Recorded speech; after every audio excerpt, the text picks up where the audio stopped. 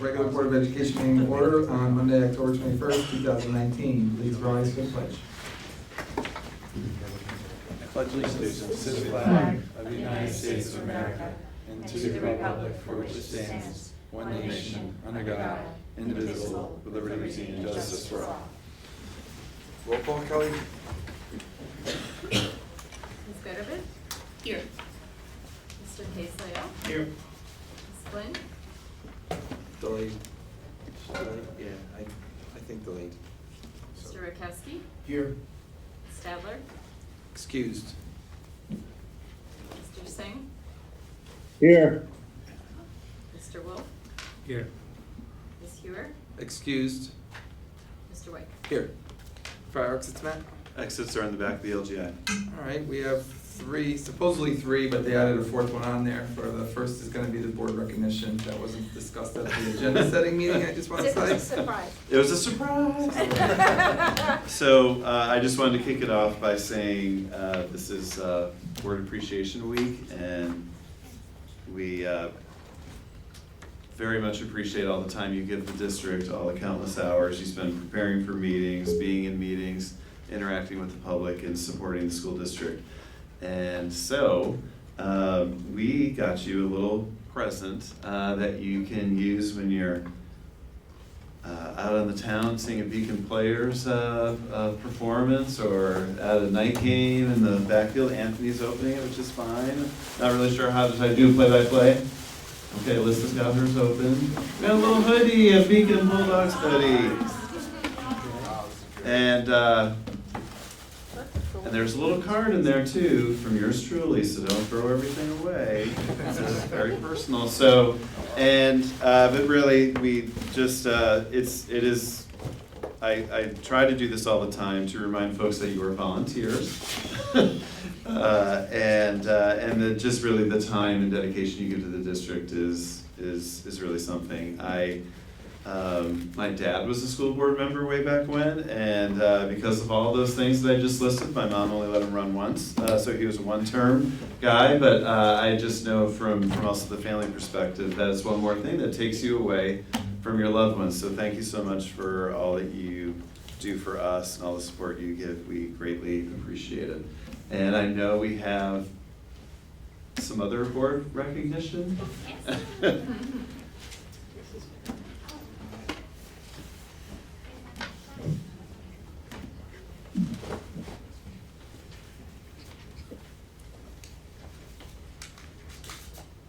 Hi, I'm Terry Lucido from the Beacon Teachers Association. I am with Leslie, Amy, and Vicki. They are all co-chairs together for the Public Relations Committee. I want to say happy Board Appreciation Night and thank you for coming. We'd like to take this opportunity to thank all of the members, every single person who sits up at this table. We recognize that this is a volunteer position and that you leave your families to work tirelessly for our students, faculty, staff, and community. We're truly grateful for all that you do for the Beacon City School District. On behalf, you guys went too fast. On behalf of the Beacon Teachers Association, we would like to give you this small token of our appreciation. Thank you. Thank you. Thank you.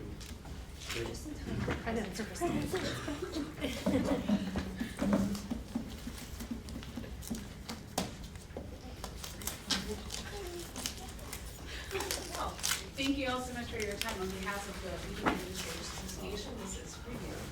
So thank you, enjoy it. Thank you so much. Thank you. So I would just like to say about the board, we appreciate the recognition, but I also mentioned this in the opening ceremony on the first day. I just feel fortunate that my kids go to the Beacon City School District and have loving employees that really benefit. It benefits my kids, but it's a really good benefit for the district. You guys put endless hours, and I always say, I'm in an educational field. If we were paid hourly, the public couldn't afford us, and that's why we're paid by salary, because you guys put in countless hours after school and before school hours to help the kids. So we do appreciate it, and I do personally, and I think I speak on behalf of the board, that we do appreciate the hard work that you guys give us. Yes.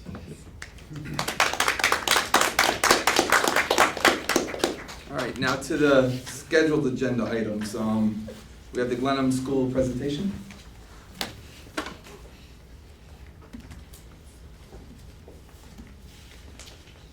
Okay, good evening.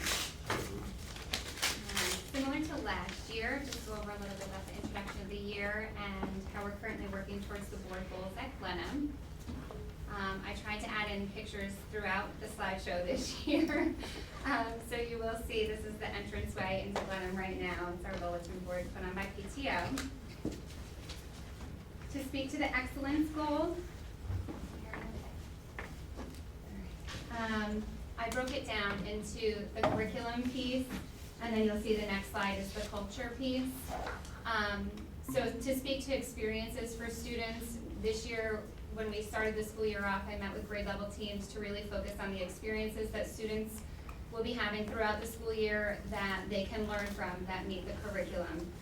So some of the examples, and it will be similar to some of the other schools, is Hudson Valley Seed and Common Ground. We have two authors who are local, who we just by chance, Faith Schwenter, her book is on the top left, Jackson the Hot Air Balloon. Faith is actually a retired teacher. She's a book buddy in the building. She's been to 88 different countries, and she's going to 4 more. And she built a hot air balloon with her husband, and they've traveled across France in it and done, I mean, she's just a world traveler and a wealth of knowledge. And she's very excited to work with the students. So last year she did a presentation on Egypt for one of the classes, and she's going to continue to work with the other classes in the building based on their curriculum, and also a tie-in to Calico Ball. And then Raven Howell, her book is on the top right, My Community. She's another local author. She was at our Harvest Festival over the weekend, and she has offered to donate books to the building, and then also to come in and do read-alouds in the classroom and talk about the different roles of the community. There's a picture also up there of Du Bois Farm. Our 2nd grade, along with their apple study, went to Du Bois Farm and went apple picking and pumpkin picking. And then the bottom right is some pictures of students using the new Z-Space technology, which is augmented reality and virtual reality. And Glenham has been so lucky to have that technology for the first, I think, month of the rollout. And all 3rd, 4th, and 5th graders have had opportunities to use it. So that's during their library time, and that's been really great and really interesting. It's hard, I of course cut the picture off, but the girl on the right is like looking at a heart virtually and has like the little glasses on. It's very neat. In addition to that, we're bringing the students to Walkway of the Hudson for 2nd grade because they study architecture in the Hudson Valley. And then 1st grade, we'll be doing sugar mapling as part of a winter unit at Sharp. So just opportunities to get them out of the classroom, hands-on activities, things that help them understand what they're learning and make it a little more interesting.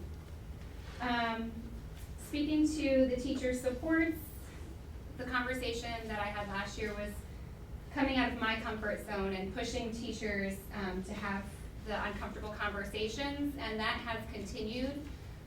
We started the year off with assessments, and we're starting data meetings right now as we just closed out the first assessment period, and really looking at student data and where we can have some interventions in place and tracking student performance, and then, you know, with that is classroom observations and just informal visits. So onto the culture aspect of the excellent goal. We are continuing the kindness pledge, which we started last year. We are also still doing the character traits monthly. So for example, for the month of October, our character trait is friendship. We used to have what was called the Prub Award, and it was really PBIS related. But with the shift in responsive classroom, we're now doing a kindness is contagious certificate. So it either is related to the character trait monthly, or when students are really going above and beyond to do something kind, we're recognizing them for that. So they love having their name on a star or a heart. We have all different shapes now to hang on the front windows. So we didn't want to do away with that with the change to responsive classrooms. So we thought that that was a great way of recognizing them.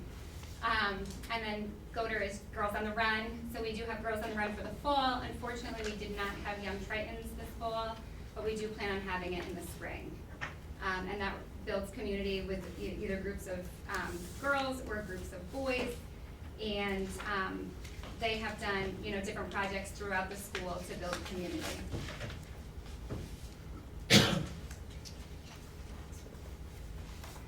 To speak of the work of our Dignity team for the equity goal, we had a very long and very, it was energetic and exciting. Our first meeting was really just great. We started off on the morning news show.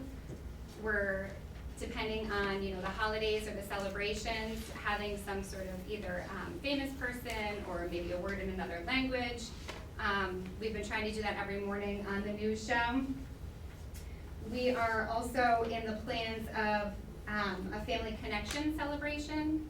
So one of the things that's come up in the past at Glenham is that the family dynamics can be anything. We have students living with grandparents, aunts and uncles. Maybe they have 2 moms or 2 dads. Maybe they only live with a single parent, and the family dynamics are very different with all of the students that we have. So really celebrating that and connecting with it and allowing students to share that in the classroom.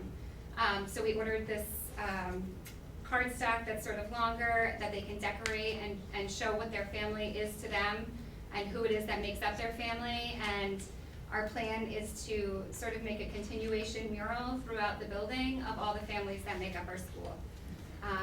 So the paper has arrived and the information is out. So we are excited, and hopefully we'll have that up by parent conferences. So that way all of the families coming into the building can see it as well. Mr. Contreras, our E&L teacher, is working with his students to do classroom performances. He has planned to do a performance where each student is part of a bowl of fruit, and the students will have speaking lines and they can share out, and the idea is that all fruit is different, it tastes different, but together it makes a really great fruit salad, which is a really elementary way of tying in our equity goal. And then I added a couple books up there, All Are Welcome and Tango Makes 3. A member of the equity team or dignity team will be doing classroom read-alouds and going around to the different classrooms, similar to what we did last year with our family diversity presentation, but just tying in different themes with the different books that we have to read and having the conversations in the classroom after doing the read-alouds.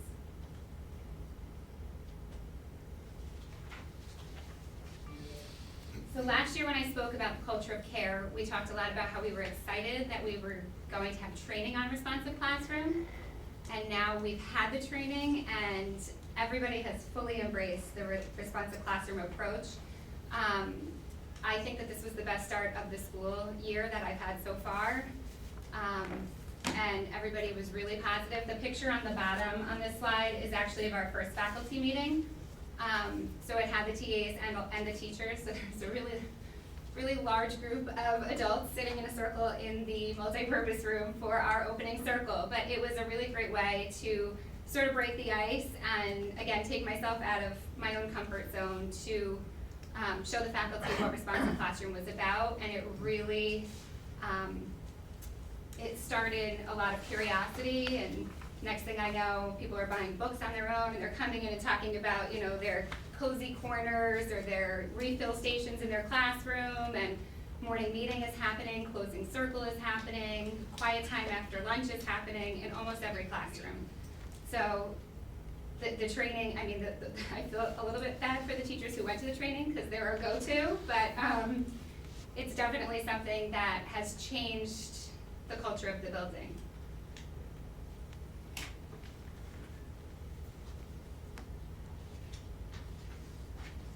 For the communication goal, I just put a little snippet of what a typical newsletter looks like, and then the top left is actually in a PE class. We had DC Pack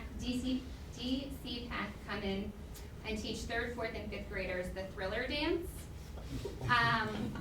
So over the weekend at our Harvest Festival, we had a flash mob And all the kids who learned the dance came out onto the basketball courts and did the Thriller dance. And they loved it. Surprisingly, the boys more than the girls. They were dancing like you would not believe. And we also revealed at the Harvest Festival our new mascot, Glenn, the Blenheim Tiger.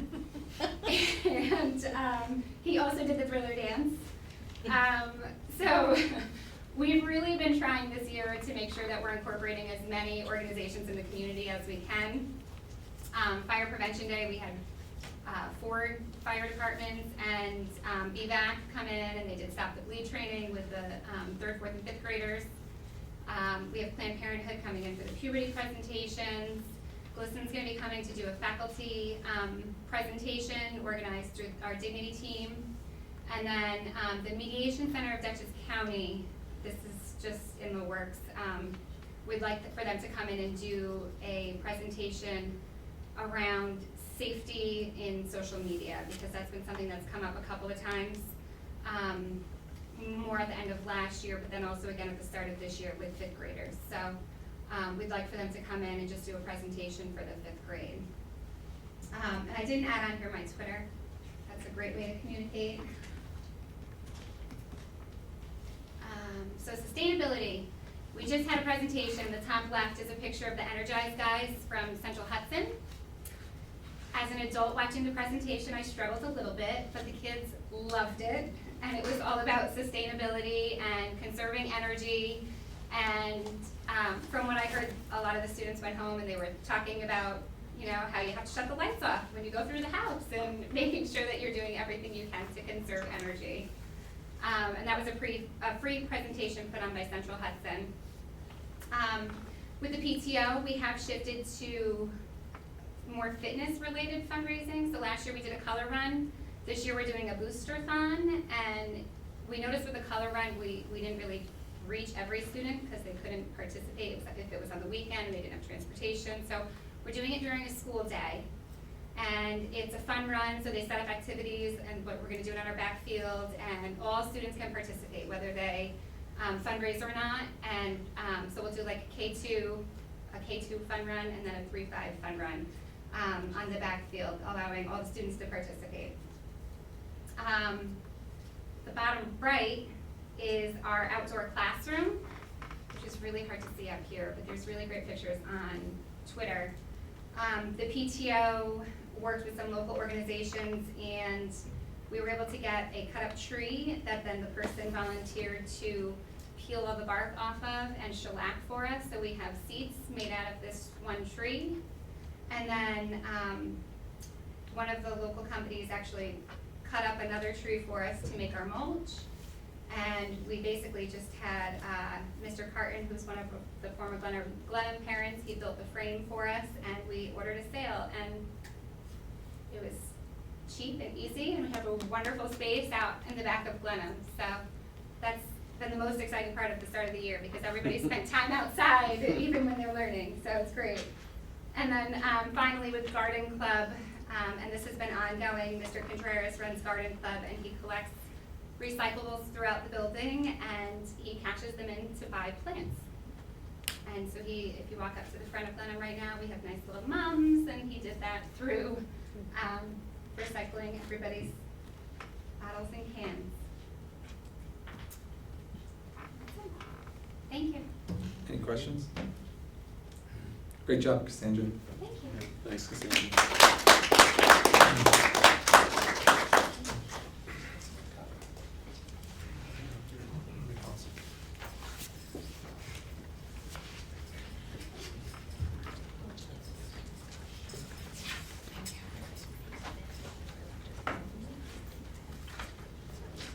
All right, good evening.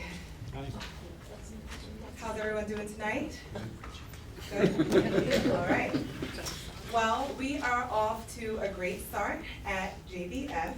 We went into the summer ready for a reset, but also very excited to engage in a lot of the PD that was offered this summer, really with more intention about our work and how we plan to roll out the 1920 school year. Also, as Anthony White mentioned, the start of this school year, he and Dr. Landau helped to set the stage for convocation and sharing with us just their sentiments, and then also Dr. Landau shared 3 simple words. They were care, connect, and engage. And so a lot of what we have been doing has been focusing on how those things relate and translate in our work, in our everyday practice and interactions with students. So as you may be familiar with, some of the professional development offered this summer included responsive classroom, dignity framework, sustainable education, curriculum writing, and the Engagement Institute. Teachers have really been working hard to apply those things, but one of the things I want to mention before I share some of the details around how our work connects with the Board of Ed goals is that at the core of what we do as educators and as instructional leaders at Forest still lies relationships. And so really tying back into how we connect in our school and then also in our broader community. Teachers have been building classroom community through Responsive Classroom. Every morning, student and teachers engage in what's called a morning meeting. It helps to set the stage for the day. They spend time sharing, reflecting, and morning meeting really helps to build and reinforce some of the academic and social skills. It includes a greeting, it includes a share out, and the students really look forward to it. So some of the pictures you see there are from various moments captured during morning meetings. This slide here, I chose to use a quote that resonated with me. It says, "Tell me and I'll forget, teach me and I'll remember, involve me and I will learn." It really aligns to many parts of the Beacon City School District strategic plan, but the 3 that I chose to highlight were the skills and attributes of creative and critical thinking, problem solving, and then curiosity, wonder, awe, and imagination. In the first picture, you see a group of students. They spent time writing, sharing their writing with one another, providing feedback to one another, and then using that to revise their writing. In the middle picture, you see a student sharing her math work with the class and using problem-solving strategies to attack the math problem in different ways. And then in the third picture, which is one of my favorites, you see kids doing what they naturally do, which is being curious and having fun, and that is a really important part of learning and what we value at Forrestal.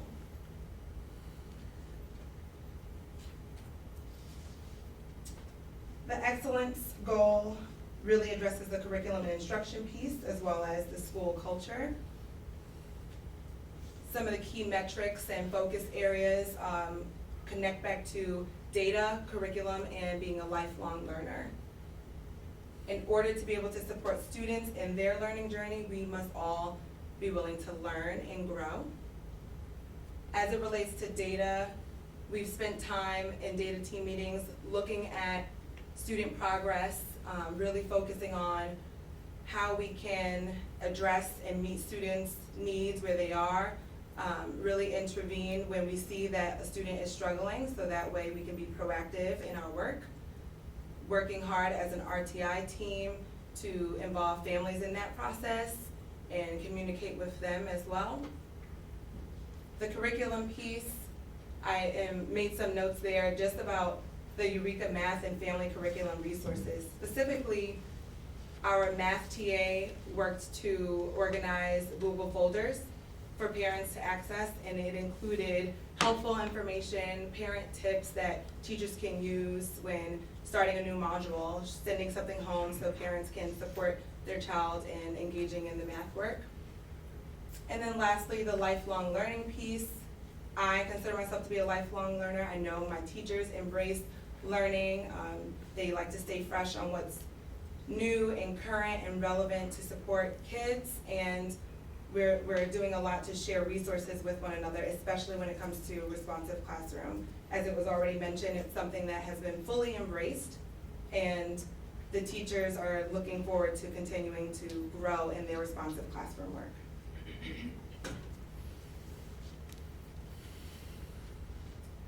The next two focuses are on the equity and culture of care goals. I will say that personally and professionally, these are two areas that really resonate with me.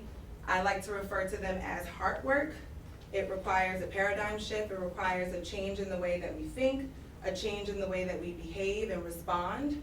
And so how are we now challenging ourselves to better understand who our students are, who we are, and how we all relate to one another as human beings on the surface level, and then on a deeper level so we can best support our students and families. People often reference the Maya Angelou quote, which reads, "People may not remember what you said, but they will always remember how you made them feel."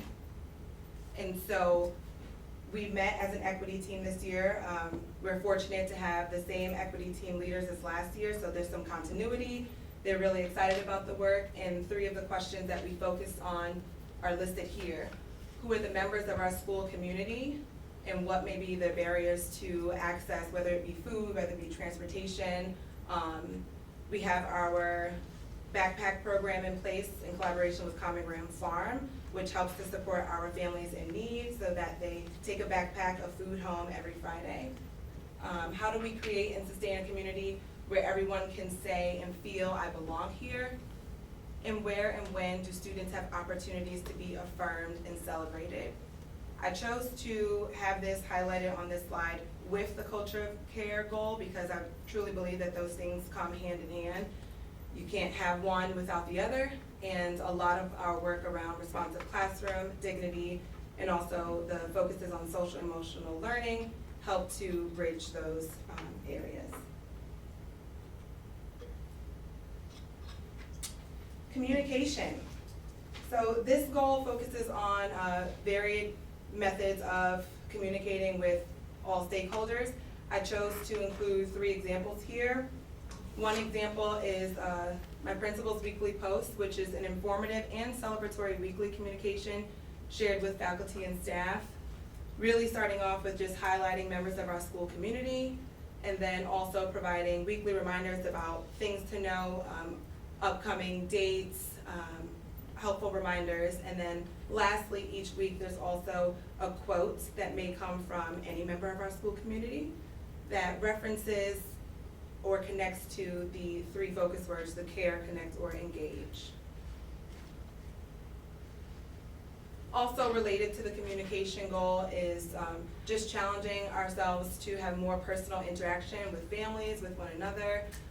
Some things include family fun nights, meeting with different community members, our community partnerships, including Hudson Valley Seed, which I now believe they're called Land to Learn, so I included that there.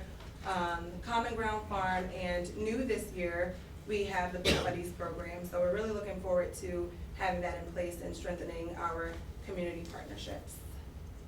Twitter is also an example, and also my FaceTime and the adults in our school building FaceTime with children.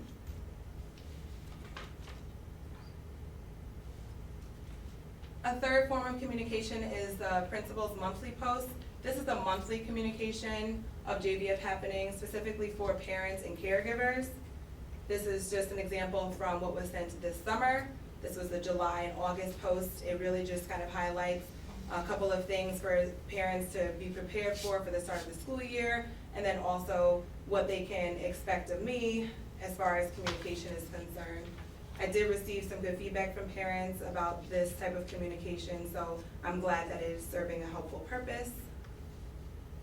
This is just an example from the September post, which is shared through the PTSO listserv and also posted on our school website. The sustainability goal is really broken down into 2 areas, systems and then educational programs. As it relates to systems, this is how we are approaching sustainability, district, building, classroom level, reduce, reuse, and recycle. We're excited this year that in the cafeteria, from the food services perspective, we're continuing as of last year to not use the styrofoam trays, which is great.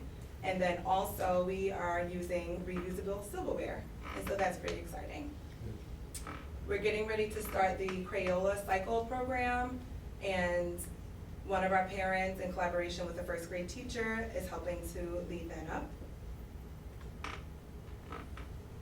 And as it relates to educational programming, I kind of organized this into 3 lenses: from curricula, from community, and from our collaboration. So really extending our learning beyond the classroom. A really good example of this is our partnership with Common Ground Farm in the 4th grade bee study, where they learn about the local and global impact of honeybees, and then they get to share their learning with others. In fact, I learned that last year when I was talking to the students and they were sharing some of their facts, they also shared with me that honeybees pollinate 1/3 of every bite of food we eat. And I didn't know that, and so it's really cool to engage in those experiences with our students and for them to celebrate and extend their learning beyond the classroom. Lastly, I just wanted to emphasize that this is a journey. I appreciate that we are on this journey together. I invite you to come to Forrestal, email me. We can do a walk and talk of the building. You guys can experience it firsthand, what it's like to be in our building, and join us, whether it's to read a book or open makerspace in the library. We would love to connect with you on that level. I appreciate your role as Board of Ed members and what you do to support our students and teachers and myself. So thank you. Thank you, Crystal. Any questions? What's the Crayola Cycle program? Oh, okay, so the Crayola Cycle program, I know they also have it running at Sargent, and one of our parents reached out. You collect old or markers, crayons, things that are not being used anymore. You send it back to Crayola, and what's collected then gets refurbished if it's possible, like if it's old markers, and then also part of the collection helps to go towards research and study around recyclable practices for their company. And it's not just Crayola that they take back any brand of markers. Any other questions? Yes, you and Cassandra both mentioned share outs. I haven't heard that term before. What is a share out? Well, for my purposes, what I mentioned was in my principal weekly post, I just do a share out of different celebratory things in our school community. So it's just me sharing with the larger school community things that should be celebrated or can be celebrated that a staff member, a student, or a parent may have engaged in. Is it something that the students do as well? It was mentioned for morning meetings in classrooms. Okay, yeah, So that's in morning similar. meetings, yes, in morning meetings, that practice is similar across the board. Students Okay. have the opportunity to share out. It can be reflecting on their feelings, especially like in closing circle at the end of the day. They share out and connect with one another from that way. Great. This was a really nice presentation. Thank you. Are you using PowerPoint? Prezi, It's good. thank you. They like The transitions are awesome. Thank you very much, Crystal. Thank you. Next, we have Dr. Landau, Mr. Wright, and Dr. Roland.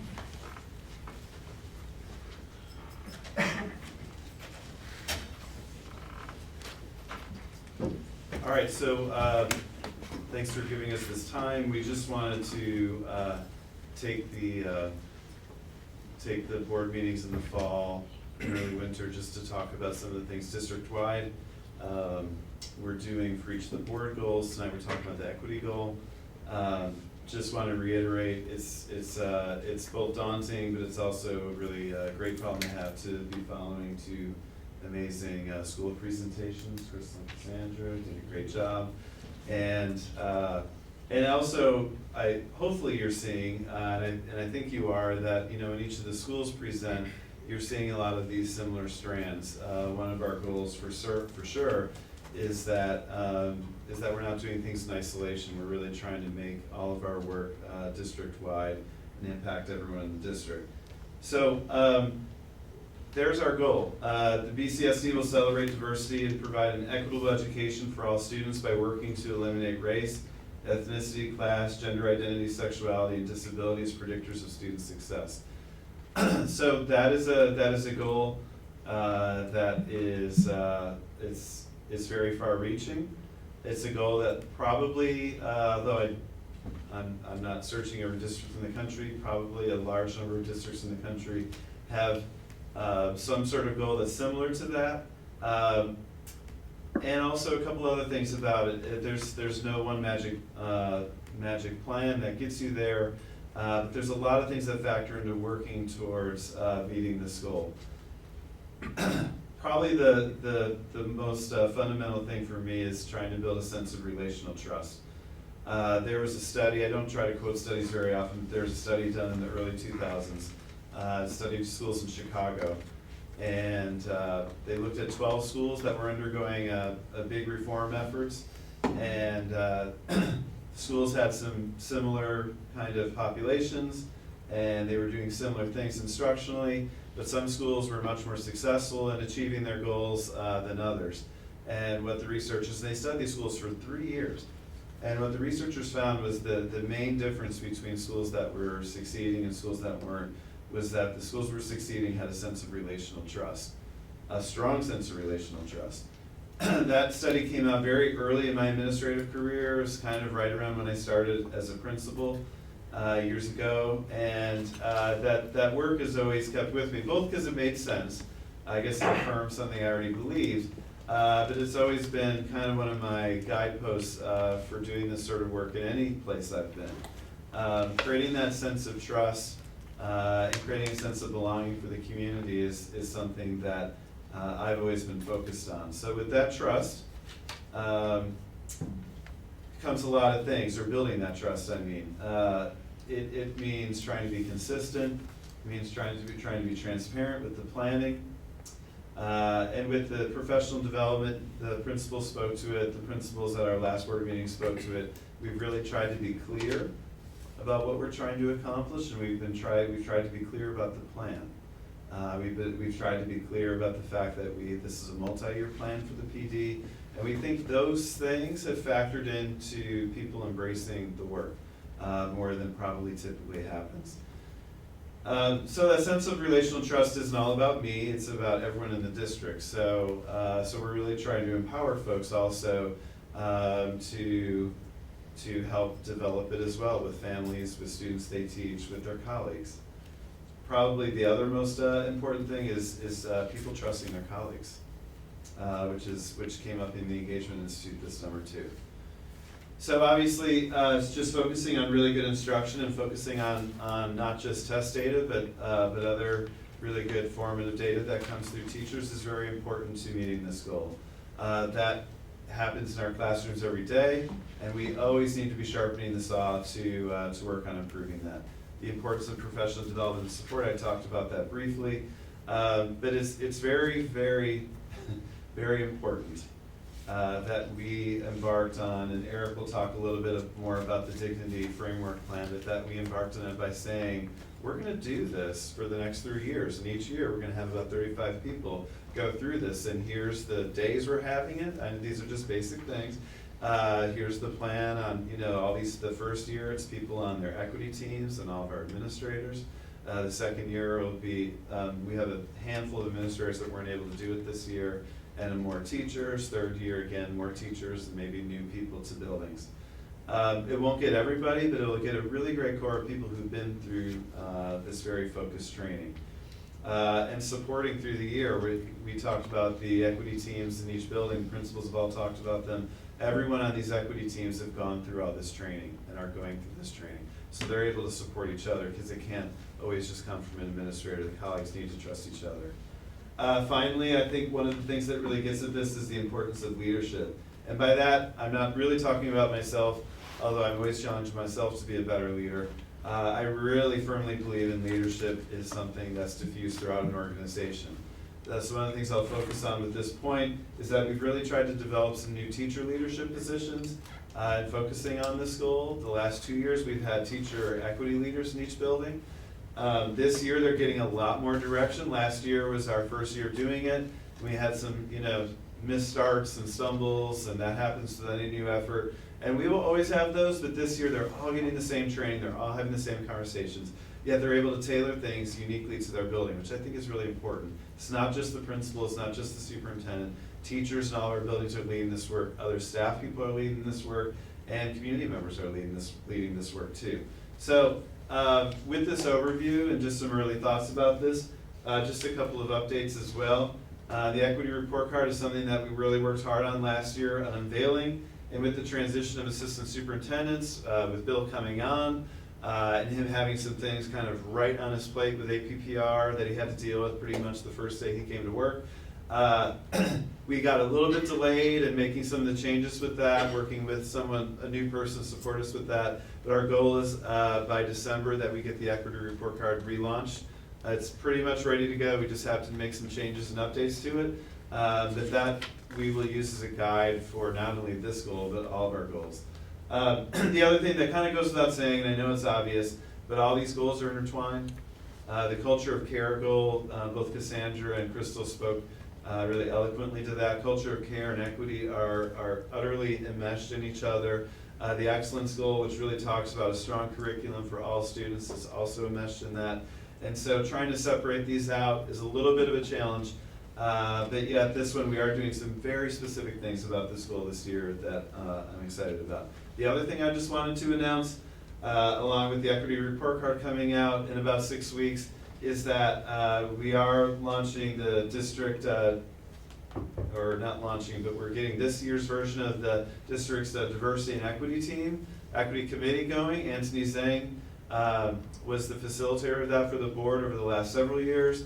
The board discussed at the last few meetings about making it into a district committee that I'll facilitate with staff. We're going to bring the same spirit to it. We're going to allow sharing and also updating for the district and try to focus on 1 or 2 areas that we can work together on some sort of community-based work. And so our first meeting is Thursday this week on 7:45 to 9. We're actually switching locations. It used to be at the district building. We're moving into the high school community room, which gives us a little bit more flexible seating because much like everyone's been talking about, we're going to start in a circle and try to do some circle stuff to get kind of an equal level of communication amongst the people who are coming. So we're really excited to launch that, and Anthony and I have been talking about both scheduling of it and ways to communicate it out too. So Bill Rolone is going to talk about recruitment and retention of a diverse staff. Eric's going to talk about the dignity training, and then I'm just going to kind of bring it together at the end. So good evening, everyone, and thank you for allowing me to speak tonight. It's hard to believe that I've been here for just a month and a half.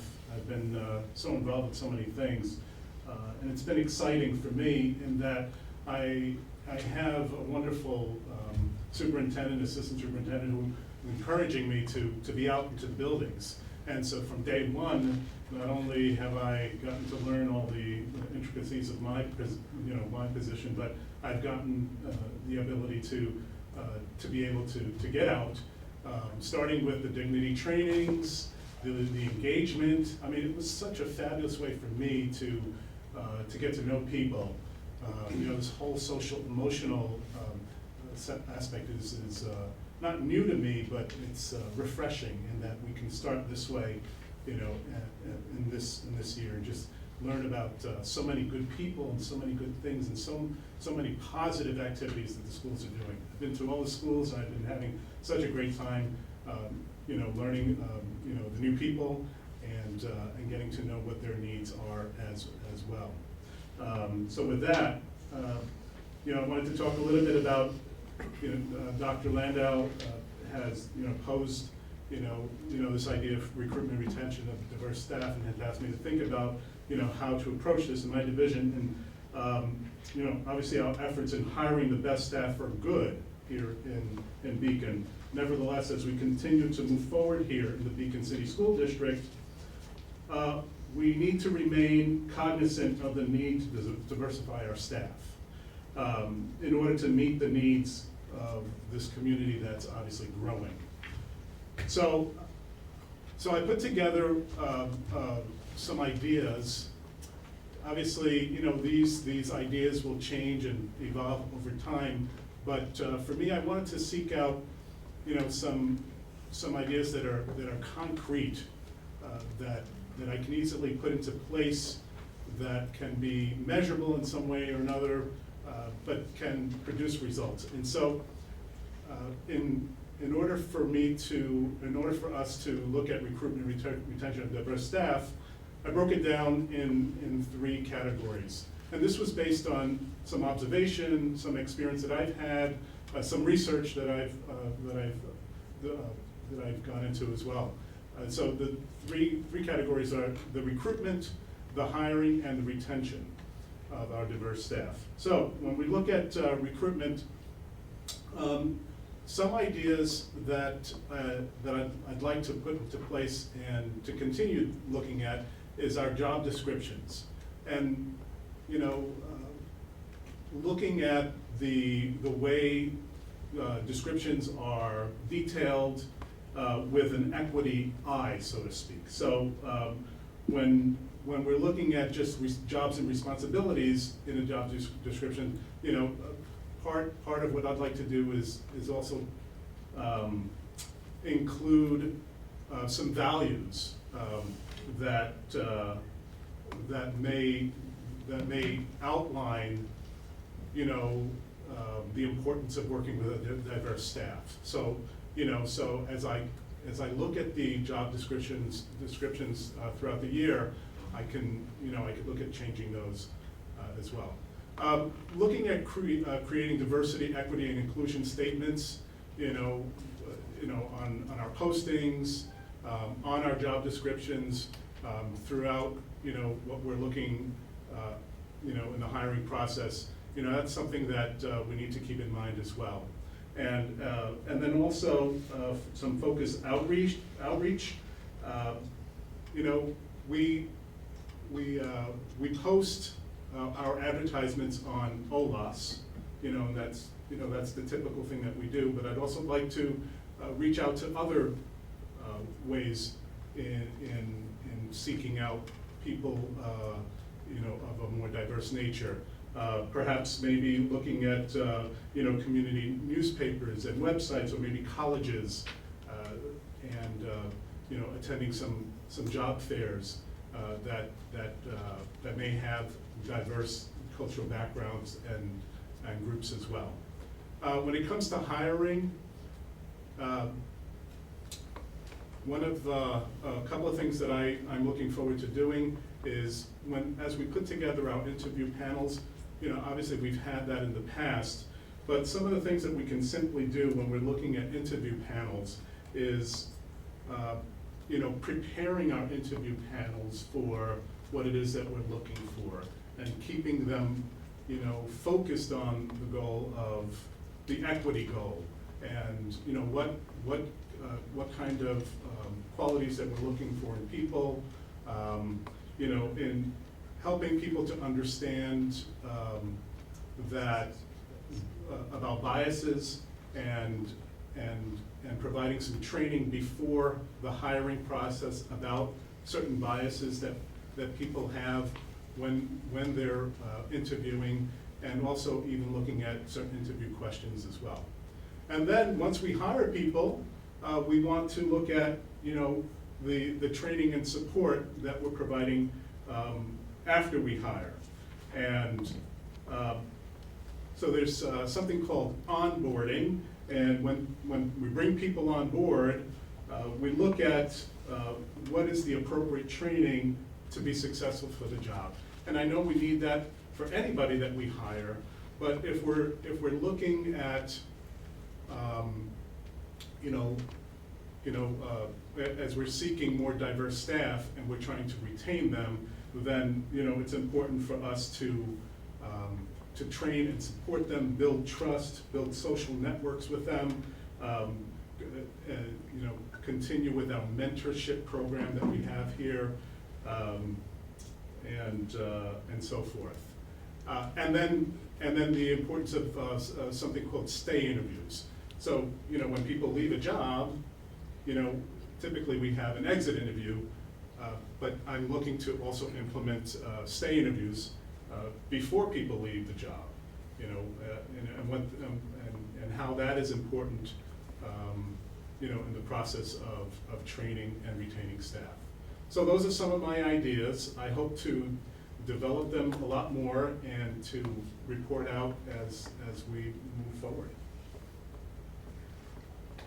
I have a question. Yes. So this diversity initiative or approach, is that looking at all of our staff and faculty, or specifically teaching positions, or is there more emphasis in some areas than others? Well, for my side, it's the education side, the teaching staff. I'm sure that the other side, you know, we're looking at that as well. I'm pleased to see some very specific operational, definable strategies here, like stay interviews, and like revising job descriptions so it's stated clearly at the beginning that there's an expectation.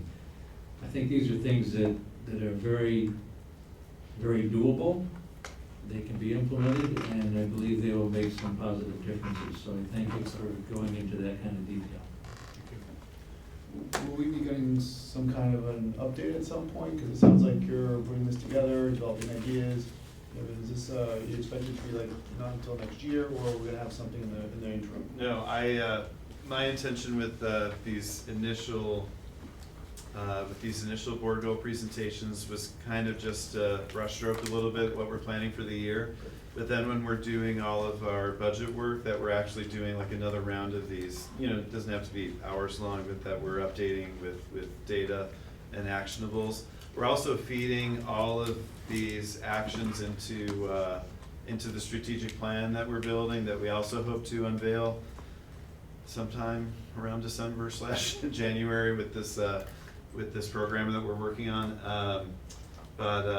But yeah, so this is just kind of like the introduction and reminder and about things that we're doing.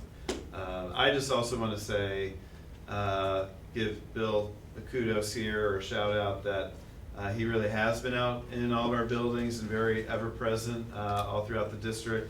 And the thought of him like sitting down with interview committees with the principal or department head before an interview, talking about district expectations, really, I feel like that also would make a huge difference, because that's something that we haven't been doing.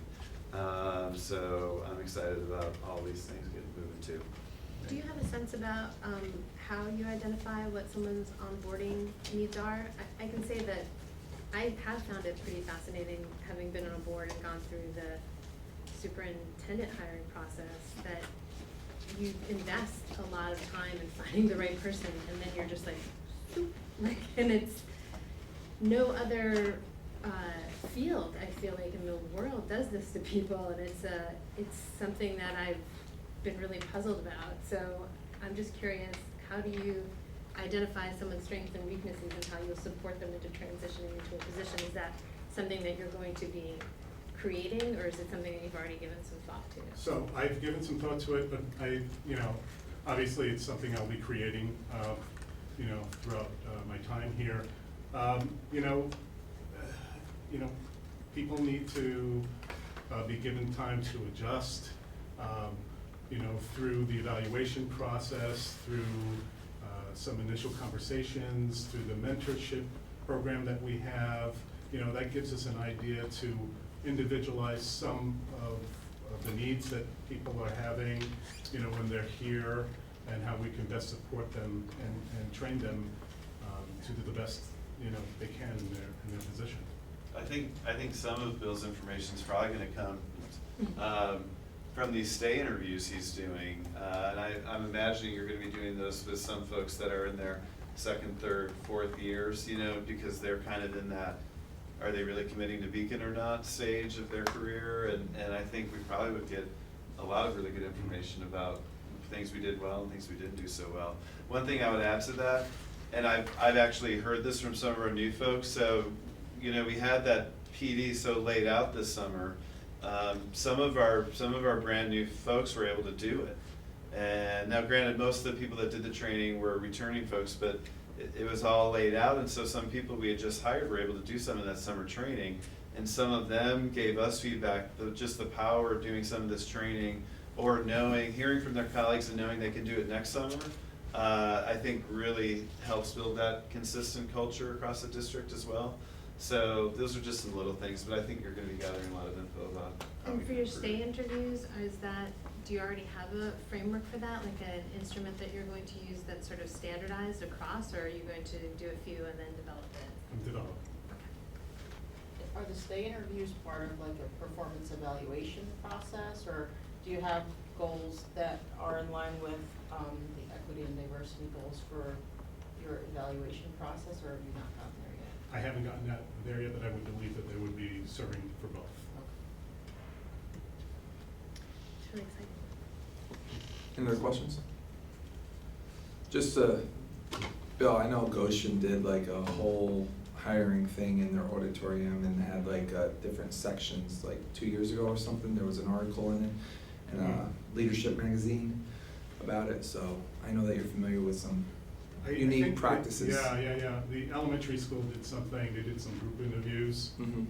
It's pretty cool. I was part of the process where, it was like some sort of, we had this mixer where, Yeah. we'd get together and get to know each other in that realm. It was pretty exciting. And that's something I think I'd like to bring here as well. Yeah, I think I remember reading it in like a leadership magazine there, but it was a nice article. I just have one thing to add. If, as a part of your stay interview, like you could ask staff, faculty, where they feel safe and how they feel safe bringing up ideas that are not easy or sort of somewhat controversial. If they feel safe doing it, if there's a person that they can go to, and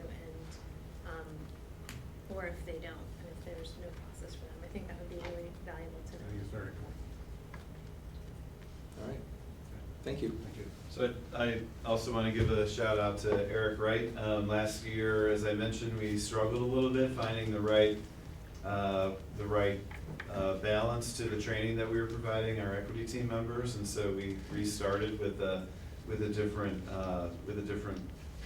outside facilitator who's bringing this dignity framework training, and we started this summer with 2 days. There's 4 days left. Day 3 is tomorrow, which we're very excited about, and but it was powerful.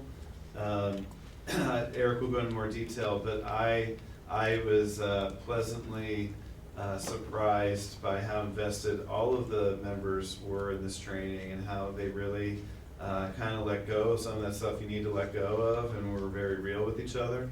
And we had some pretty difficult conversations and some productive conversations, and so that was just the first 2 days, so it'll be interesting to see what tomorrow brings. But Eric's gonna talk a little bit more about what is involved in this training. Thank you. Good evening. Good evening.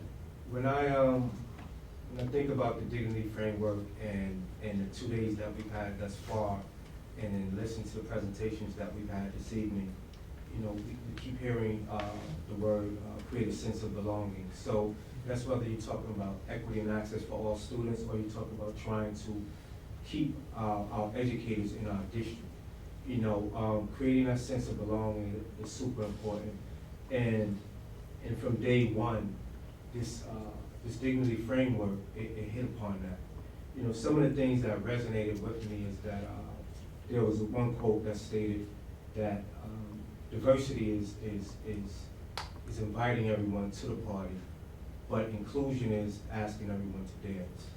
And when we think about what that actually means, we and I would think most districts throughout the country have some work to do around, in inviting everyone to dance.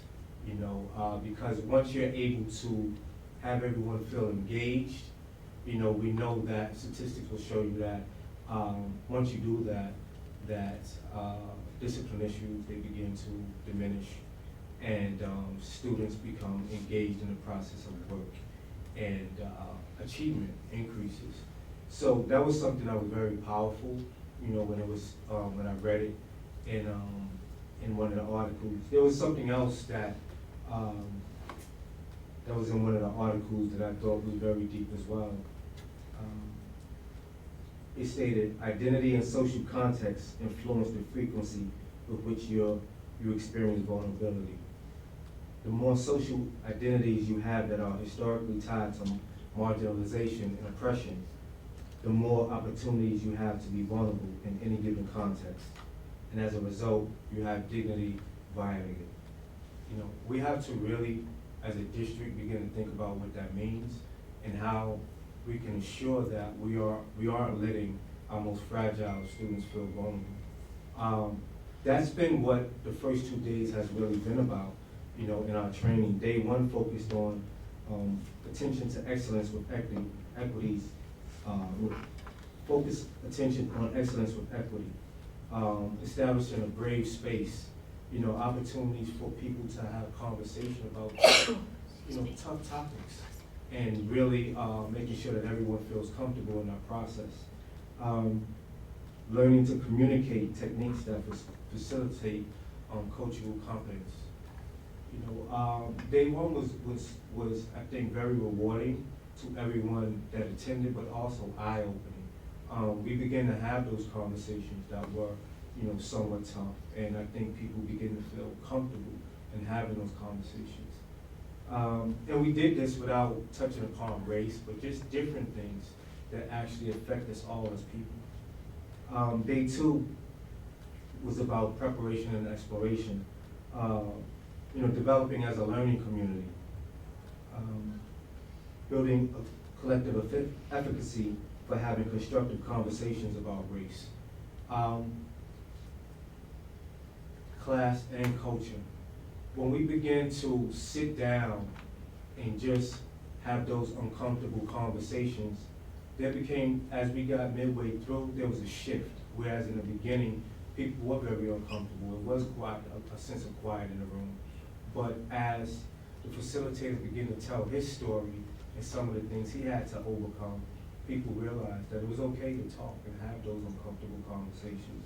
And as a result, we got to know each other, you know, not just as educators, but, you know, what some of the differences that we have, what some of the similarities, and also some of the experiences that we've had to endure throughout our career. Day three will focus on exploration. We'll be considering intersectionality and the influence on the lived experiences within schools and classrooms. We'll focus on isolated dimensions of difference, such as race. You know, once we begin to pinpoint that, we'll begin to understand why there's vulnerability when you are, you know, not feeling comfortable, when you're not engaged, when you don't have that sense of belonging. I think that honestly, you know, it was a gift that, you know, we learned about this framework, and that we are actually taking our district through this theory, philosophy, etc. Because I think that in the end, what will happen is that we will come together and we'll learn how to honor people as opposed to, for their differences, you know, as opposed to isolating people for those differences. So, you know, we have ways to go. We have 3 more trainings after tomorrow, but I think we are really on the right track. I'm excited to come back and to share with you guys what we're learning, because I think that we have chosen, you know, the right organization to lead us in this work, or support us in this work, I should say. You know, in the first 2 sessions, you know, you can see that shift that has come about in the room. You know, unfortunately, you know, we're at a time now where people are leaving the class, and you know, they have lots of things on their mind, but I think tomorrow will be equally engaging. So, like I said, I look forward to coming back and sharing with you, you know, some of the new things that we're learning. One of our goals in that sharing in the future with a lot of the things that we're doing is to bring some of the people who've gone through the training in to speak to the board too. So we want to, you know, broaden the number of voices that you listen to besides the 3 or 4 of us, which we do at every meeting, and bring some of the teachers and other administrators who've done the training to talk about their experiences as well. just briefly, you've been hearing from each of the principals about the equity teams. This is our year 2 of this. I already kind of spoke to it at the beginning of the time, but they're all doing this consistent training. Each school has 3 teachers who receive a stipend to do this work and help lead it. And it's, principals and their teams are doing things in faculty meetings. They're putting constant information out to the staff. They're planning some community events. So there's different things happening at each school, but every school has a much more involved plan this year that they're moving forward with, which is exciting. And then just briefly, it was very hard for us to talk about all these things tonight and know that we have another future board meeting in which we're talking about the culture of care, because these things are very intertwined, so I won't get into it now, but a huge part of this work is that culture of care goal, which we have the restorative practice work and the responsive classroom work, all of that, and the revised code of conduct, which we want to do some updating on. So we'll do that at the next board meeting, but I felt it'd be remiss of us not to mention that what a huge part of all this work, this culture of care goal, is and the things we're doing there. So we look forward and are excited about sharing some of that out at a future board meeting. So in the winter, spring, when we're doing the budget preparation, we'll come back to each of these goals. We'll have more data connections to talk about and some more voices besides just us administrators in terms of their thoughts about being a part of some of this work. Okay? All right, any questions? I Thank have a you. question. Thanks for that. For Mr. Wright, in your work so far, I'm curious to know if there's anything that came out that really surprised you? I'm surprised every day.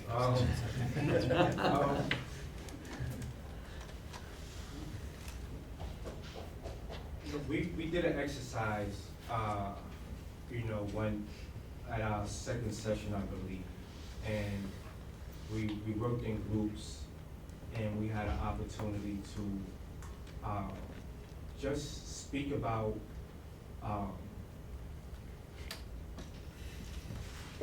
we had the opportunity to talk about our upbringing and some of the things that, I learned from some of the members in the group that I was in, I thought was deep, because, and what it did is allow me to reflect on sometimes why you shouldn't prejudge. And I thought that was a really good experience, but it was just the way that it was actually set up. Where everyone, it was that safe space, right? And everyone felt comfortable sharing.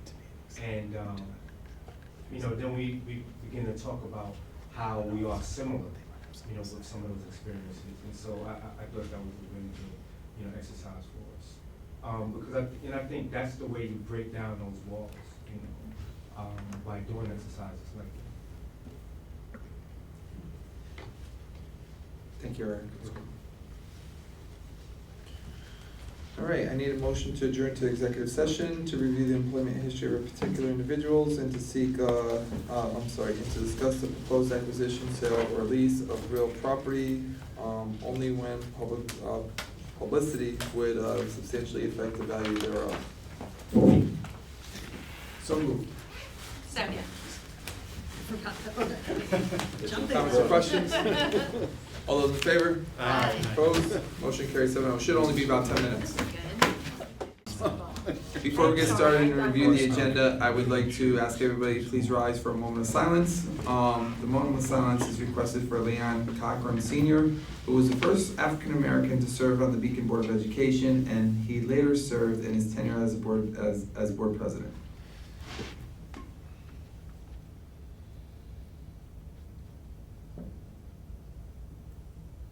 Thank you.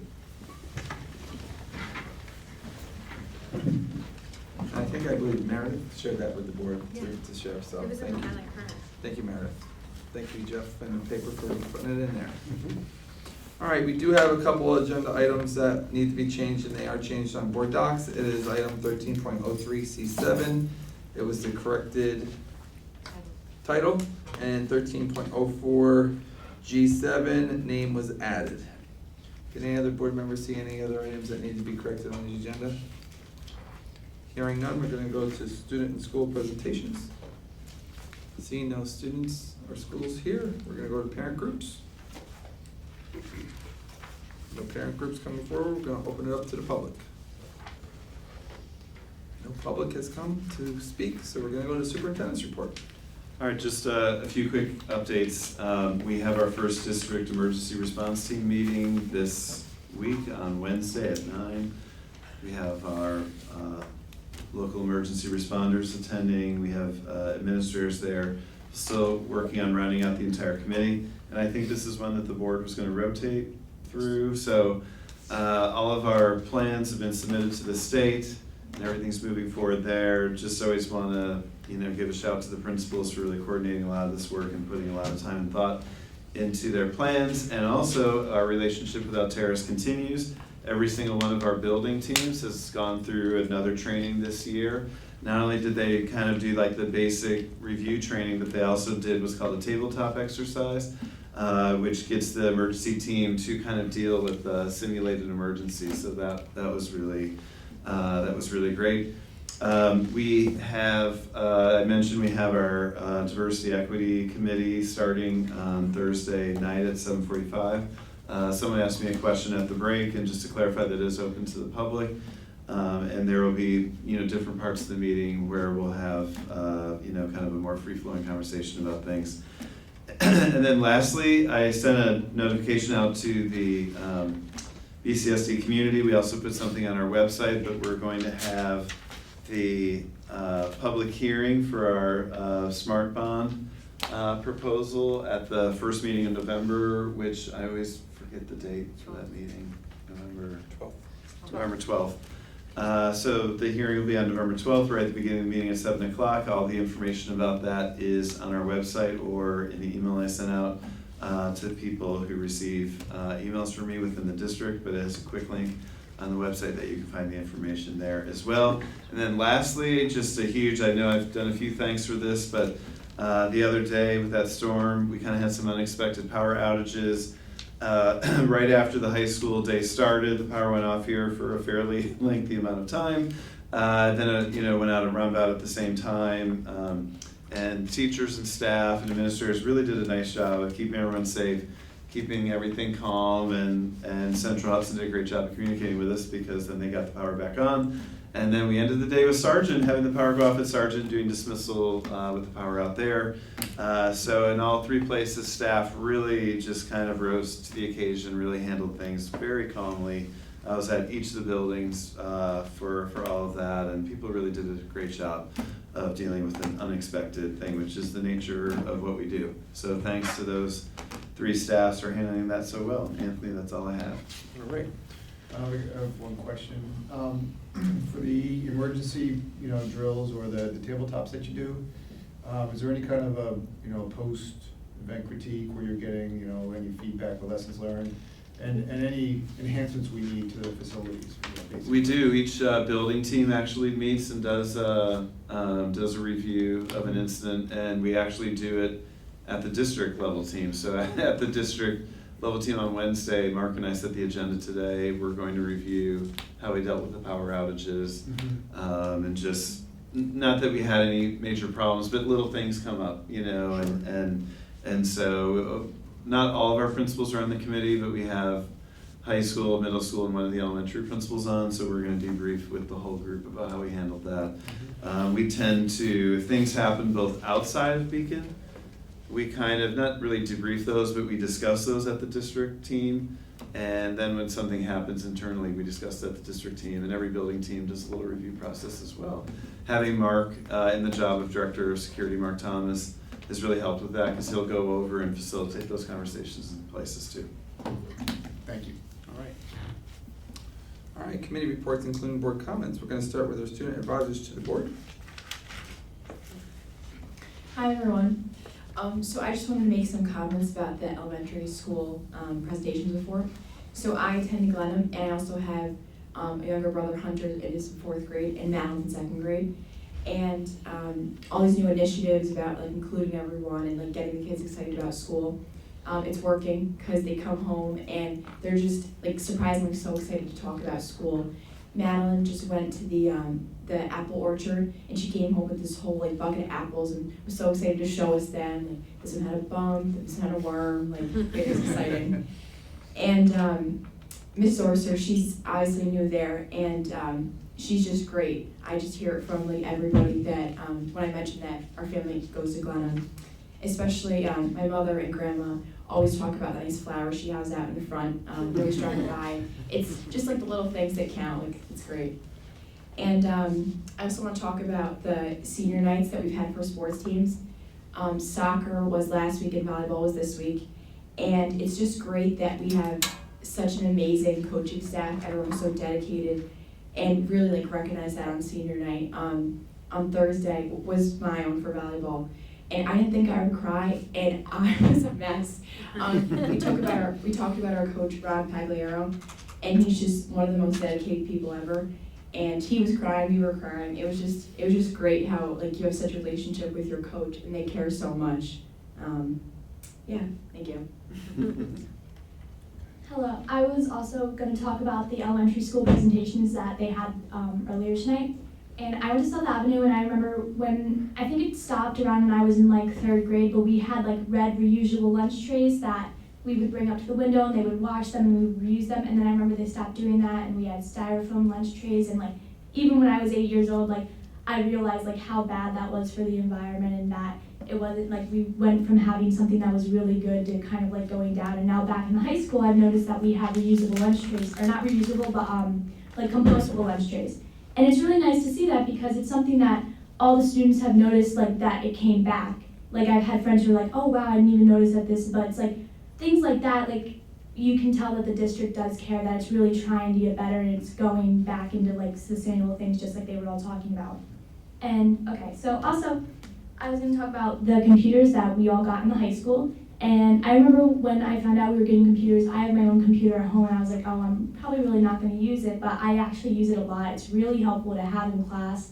Our teachers use them a lot. I have Mr. Johnson for senior English, and we use it a lot in his class. Instead of having him print out a whole bunch of papers that we don't need, that we only use once, he sends this to us on his Google Classroom, and we use the articles, we read them in class, we discuss them, and it just stays all on the computer. It's really helpful. Also, we have the help desk, so it's, I believe the class is called Networking Systems, but they have it pretty much all the parents throughout the day. It's run through Mr. Gersh, the head of technology. I'm not sure what his name is, but it helps a lot. Like anytime students, I saw a kid come in with a fully cracked screen one day, but they helped him out. They helped him get a new computer. They helped him fix it. I've had to go to them a few times because sometimes my mouse doesn't show up on the screen. I'm like, I don't know what to do. So I go to them and I get help from them. One thing that I wanted to bring up that I've noticed for a lot of people is in the past years, printing has just been, you go on the desktop computers and you were able to just send whatever you wanted to print out just right to the printer, and like multiple people could do it at once. And now the printers are, you have to sign in, you have to go through a different computer that's not the one that the school gives to you. We have special printing computers. And sometimes when you have a lot of people in the library, it can take like 15, 20 minutes to print one paper. So I brought that up to the guy who's the head of technology, and he said it's because it makes it a lot easier for the teachers. But it's something I want to bring up here because it is a lot for the students, especially when you're junior, senior, you have a lot of papers that you're printing. You go to the library, you want to be able to get in and get out quickly, and that's what I've always been used to, and now it's more of a hassle to be able to print, which is something that's difficult. Okay. Mr. Keeley, our Director of Technology, he's actually coming, can't remember the exact date, but he's going to do a presentation at a board meeting in the next couple of board meetings, so we can talk about it at that meeting. Okay, thank you. Great. Any questions? You guys do a great job. Thank you. Thank you. All right, we're gonna go to the facilities committee. Kristen? I don't really have any updates from it. I shared with the board our notes from that meeting, but we are in the process of putting together an RFP for architect. Yeah, sorry. That's actually out. Okay, great. I was gonna ask about that. We moved up the dates. Can you stall for a minute while I find my notes? Okay, I can. We had the discussion at the Facilities and Operations Committee, and the committee wanted to move forward a little quicker to give us a little bit more time after that to plan the new capital project that we're hoping to go out and vote on in December of 2020. So it is currently out. We are expecting to get some kind of the RFPs back by, I think, the very first week in November, so within a week and a half. So we'll have some more information for the facilities committee. Okay, great. And we did, at the meeting, we received an update on the current capital project and what's still left to be done. And we began to discuss the process for the development of the next capital project, which includes using the facilities, the survey, the buildings and condition survey from the last project, possibly doing a new buildings and condition survey based upon the whoever we hire as an architect and an engineering firm, looking for using the input that we received from our energy performance data to prioritize performance. We're going to have ask Matt to gather input from the administrative team based upon their review of their buildings in alignment with the goals of the strategic plan. We'll develop a public input process to include community, parents, students, and additional stakeholders. We'll begin discussing the mechanism for public input as well as a communications and outreach plan, which is to be determined. We plan to, we're gonna do a plan designed based upon what must be done, what would be nice, and what would be a sort of marquee project, and an analysis of what's aidable upon the plan design. And then propose the plan, adopt the plan, and then put it to a vote. In addition, we had some discussion around, district growth and around the budget, developing plans for the facilities budget, for the annual budget. And then we discussed the sustainability findings presented by Anna Sullivan, who did a fuel analysis and found out we are doing very well in terms of our energy usage, that there's areas where we could improve, and we're developing a plan for how we're going to move that forward. And that's all for facilities. The next meeting will be after the first board meeting of the month, which, do we have it up yet?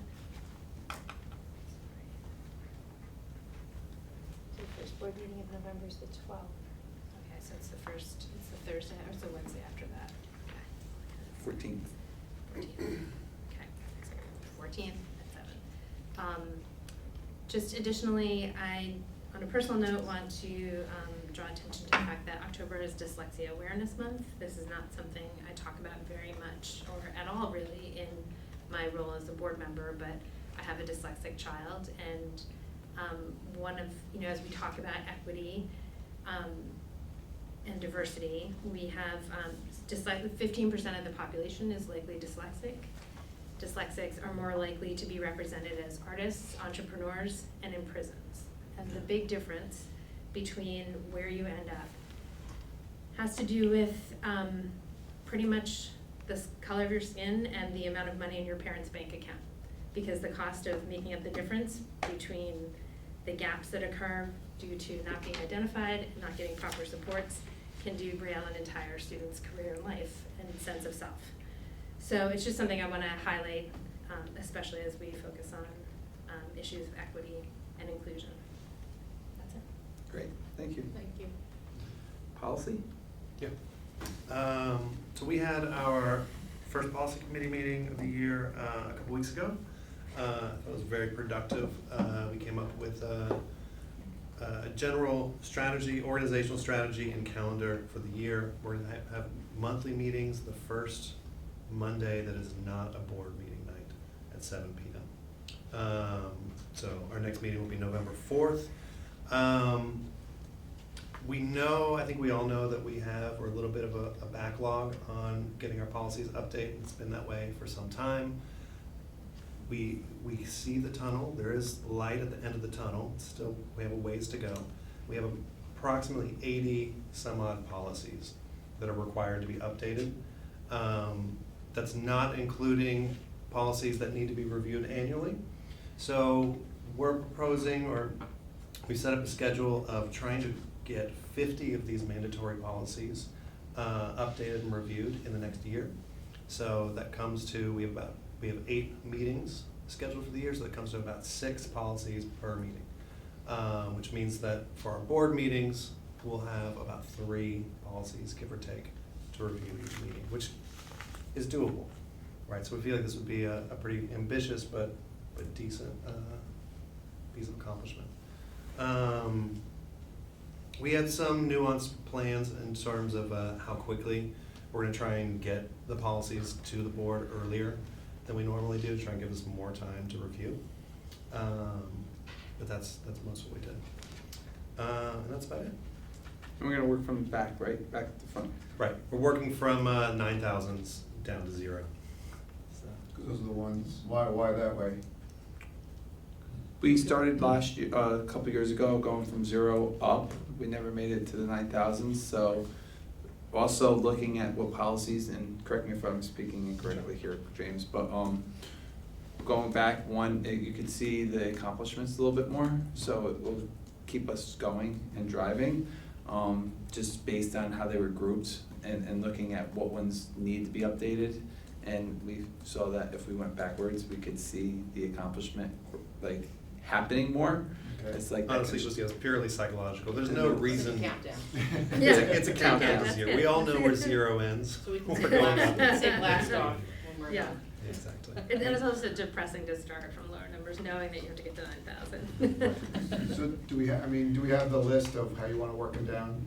'Cause We do. could We help do. us if we have it in a Google Doc or something, so it could help.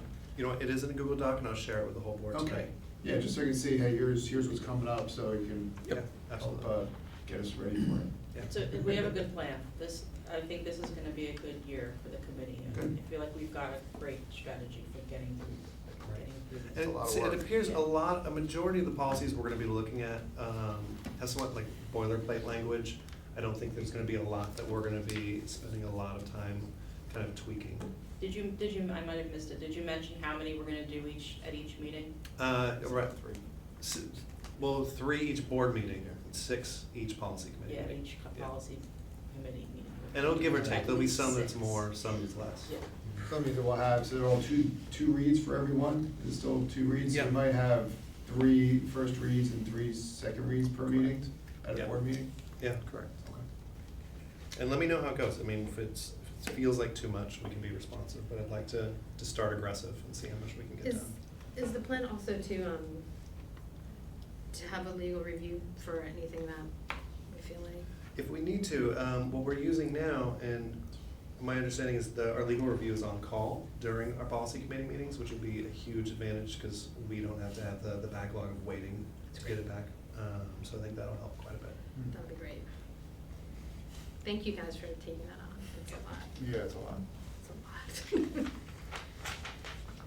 Any questions? All right. Public relations? So my strategy here is that when I go to the NISBA event at the end of this week, I will be conferring with members of the staff there who deal with the legislative and public relations aspects to pick their brains as to what is really a good schedule and to be able to coordinate effectively with them. Between that schedule primarily starts when the year starts, and the big tomato is the state budget process.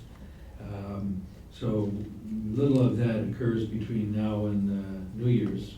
However, that is a good time when I think we should schedule what we've talked about before, which is taking a closer look at our website and seeing how we can do some improvements to that, some upgrades. We would need to schedule a meeting and be able to bring Mr. Keeley into that mix. So I would look forward to talking with Dr. Landahl and seeing if we can find a good time on the calendar to do that. That's basically where it stands. Now, you know that Meredith has been providing us with emails relating to the things that you can vote on as our delegate at NISBA. And pretty much we leave the ball in your hands, and we've had discussion on a few of those, and I think that's what we're comfortable with at this point. Okay. Any questions for Craig? All right. Alice? I don't have any real comments except thanks for the shirt. Oh, I yeah. really like it. That's so cute. And the treats, much appreciated. Your appreciation is appreciated. Mike? The same, I really, I do appreciate the recognition, for board appreciation, and, it's, this is nice with the individual cards and the and the shirts and having some of the teachers here in BTA and their treats. I do, it is a lot of work, I think, being a board member, more than I thought it would be. But I do get appreciation all through the year and across the years. Whenever you see things going on at school, you know, that's good feedback. That, you know, you see the consistency in the presentations across the schools. It was one thing that was really, you know, something we want to drive for when we get feedback. You know, that programs are working and the atmosphere and the community is building and within the schools and across the community. You know, that's all I feel a lot of personal satisfaction with that. That's my appreciation I get fed back all the time. So it's been a very rewarding time. So I wanted to say that. Great. Anthony? Thank you for helping me participate by video conference, and as Matt said, that the diversity committee, the new diversity committee, I guess Diversity Committee 2.0 is meeting Thursday. I will be in DC all week, so if my alternate can attend, I'd appreciate it. I think that's James, right? And that's all I have to report at the moment. I did forward some emails and some FYIs that I saw. One is the Lower Hudson Schools Board something or other, that they're having a digital citizen forum thing that was interesting, but I can't go because there's a policy committee meeting, so I just forwarded if you're interested to go. There is a registration fee on that. And then I forwarded something about the P-TECH program in Newburgh, and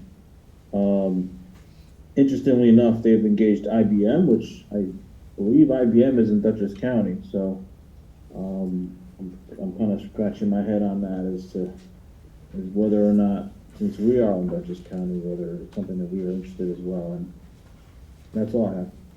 Thank you. What was the date on the diversity committee meeting? Thursday, Thursday at 7:45, here. at the community room in the high school, yeah. All right. I just have a couple updates. One, before I get to my updates, Bill, you chair the curriculum, Eric chairs the curriculum, correct? Any updates? I don't mean to put you on the spot, but Meredith usually does it and she's not here. I can't remember what I can go back to. Next meeting date? October 30th. Bill, for the wellness? You do wellness, right? Yes, I do. We had a wonderful meeting on the 2nd.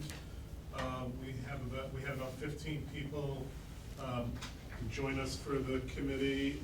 I put together some minutes it's online, and I believe we have approximately 7 or 8 action items that were listed in the committee minutes, and we're excited about all the things that we're doing. Some of the things that we're working on. So people from all the schools came and were able to share about what they're doing in their schools.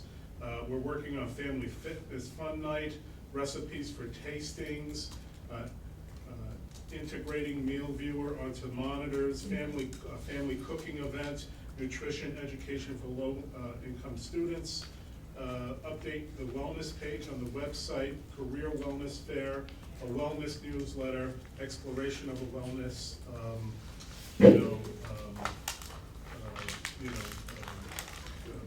subcommittee getting together to talk about moving forward with the group as well. So we're doing lots of good things, and we're looking forward to the next meeting. Great. Thank you for the update. So I just had a couple updates. One was, at the last board meeting, we asked Kelly to reach out to the city council and to see if we could have the tax assessor attend a board meeting to get information on the proposed tax exemption for historic properties. It seems like the response was, there's currently one on the books that she could talk about, but we have nothing regarding any proposed new legislation. It was talked about at a city council meeting, but there are no details. So they're kind of, it seems like this administrator doesn't know what we're asking for in regards to what the council person reached out to us about, the tax exemption for the historic Right. properties. So we wanted them to come here and, Give us information about what would be the impact, or if we can answer any questions about what that would look like for us as the school district. So we reached out to see if they could come to a board meeting, but it doesn't seem like. we don't have a commitment on that yet. Did Right. they not answer us, or? No, that was so the first one was Kelly reaching out to them, asking if the assessor could come present about the tax exemption of the historic properties, pretty Right. detailed response. And the response back to Kelly was there's currently one on the books that she could talk about, I'm assuming the assessor could talk about. But we, having nothing regarding any proposed new legislation. It was talked about at a council meeting, but there are no details. I think there were some details on the agenda for that particular council meeting. They published an Yeah, agenda. there's also a with lot of resolution that they items. sent us that we want them to come explain. So I'm updating you about this because Kelly reached out to see how we want to go forth with. When we reached out, did we include, was it Councilperson Macredo? Was that we? I believe that's who it was, yes. Was she part of that correspondence as well? No, we said we would reach out to Right. the administrators. Yeah. Right. I wonder if she or any of the other council members would have any input on leverage, I don't know. So that was one update. Just wanted to give you that. It was followed up on. Doesn't seem like we made any headway with getting them here to a board meeting. But do we have an action, like that action sounds like it's done, so do we have another action to try again, or to go a different path, like James is requesting? Who's the letter from, the response from? Anthony Ruggiero, the city's administrator, I said. Sounds like he What they doesn't know were- what we're asking for. They sent us a resolution, but they don't know what we're asking for. It's very unusual. Well, they were asking us to pass a resolution. Yeah, but we don't know, yes, you're right, but we don't know the impacts, and the assessor gave, can speak to those impacts. You know, what is it that they're asking us? Like, what part of the like, for example, the way the city law, what I understood, and I may be wrong, which is why we should have her say it, is that, we're only talking about an improvement. The amount of money spent on an improvement, and not all the improvements, maybe I think just the restoration of a facade or something, I'm not exactly clear. So the person who would ask that on how that works on the city side would be the city assessor. And if we are to and if the resolution is asking us to do the same, we need to understand what the city's law is on this from the assessor. Otherwise, you can't do the same. We'll just blow them off too. So I'm hearing that you would like to reach back out to see. Could we? Try again, I mean, Well, I can't go through my emails right now, I can't hook up to Wi-Fi, but does someone have the resolution that they sent us? I just attached the resolution I just did it, I wrote Anthony Ruggiero, and I just said, this is what we're talking about, maybe I'll call him this week, Okay. and we'll talk, Okay. so. Does anyone know, like, where is this in the city council? Like, this is a proposed, No, it's something they passed They on passed. September I believe third. they passed the resolution. And they're asking us to pass the same Something resolution. similar. something similar, which would mean that That, which would mean that historic properties would be tax exempt. No. from. No. No. Well, that's here's my point, I have questions. Right. Like, what are the criteria for Well, this? It's not like the improvement to a property instead of being, you know. So it's not the whole property, it's Instead of not. reassessing it at the higher value and instantly paying taxes on the higher value, it increased over, I think it was a period of 10 years. You know, so the value would increase over 10 years, so they wouldn't take the immediate tax impact, it would be spread out. So historical Glide up. properties would have a different tax schedule than other properties, is the proposal? I don't feel comfortable giving what We my don't know. interpretation is unless we had someone here from the city to tell us, because you could interpret it a couple different ways. This is it sounds coming like. entirely because the city's initiated this, this resolution, and they're recommending to us do the same. Because a council person reached out to the board and asked us if we would pass this resolution I because would- the city passed it. If the tax assessor doesn't seem amenable to coming, I would recommend maybe inviting a council person to come explain this to us in person. Somebody who knows something can come and talk to us. I think that's what we need, right? Yeah, I'd like to know, what are the criteria for a historic property, just for starters? And is everybody gonna start? So it seems like Matt reached out to Anthony to kind of get clarity as to what we Yeah. were asking for, and we can wait to hear back. Thank you. Right. And that was just my view, I was giving you my view of how I read the letter, so it may or may not be accurate, but that's kind of how I viewed it. Got it. The second one is Kelly sent out an email to all of you. We want to start doing a self-review of the board. And we could use the super eval system, the same system that we utilize to evaluate the superintendent. We could use that for our board evaluation. So we sent out, if you forgot your password, you could go to the link and then you could do forgot my password and they'll get you that information so you can sign back in. I would like to have the board eval done by November 12th board meeting, if possible. Anybody see any issues with that? Could you resend that email, the link or whatever you sent? Kelly the first resent time? it. Hmm? Kelly resent it. Okay. Well, I saw the thing about super eval. If you also If you Google super eval Yeah. and you go to login, Yeah. and it's gonna be BOE Wolf Yep. at beaconk12.org, Okay. then hit forgot my password. I'll give it to you. Thank you, guys. Thank you. So November 12th is a good Sure. timetable? Yes. Yeah. All right.